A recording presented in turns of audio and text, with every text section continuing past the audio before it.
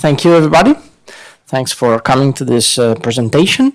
So today we'll talk about a very domain-specific usage of model-driven approaches oriented to the front-end part of the systems, which is usually the part that is not, let's say, the main concern of model-driven approaches. Actually, as you know, most of the model-driven technologies and methodologies are addressing different layers in the system design, starting down from the back-end part to the system architecture to the enterprise architecture level, usually missing an important point, from my point of view, that is the specification on how the machine and the people interact together to get the final to reach the final business objective they have. So what we'll talk about today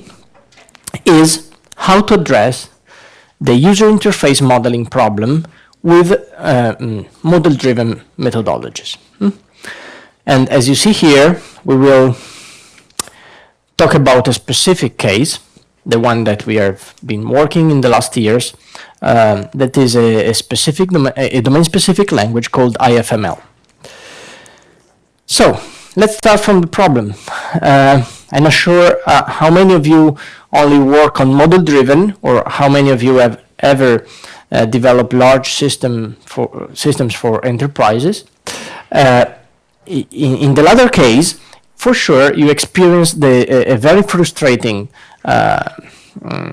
let's say, scenario where you may have worked hard for designing your system. You may have spent hours or months designing and implementing your prototypes or your entire final products, and then when you go to the customer, you end up getting feedback, and usually the level of feedback is kind of yeah, okay, your features are fine, I like it, but actually, why did you do this user interface so badly? Or why did you put this picture in the user interface? Or why did you use that icon? Or why did people need to click twice to get to your features?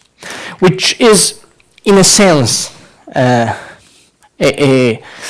something you could expect, because when you go to the customer or to the end user, what the forefront of your project, of your work, is the user interface. This is the first thing that faces, by definition, that faces the user.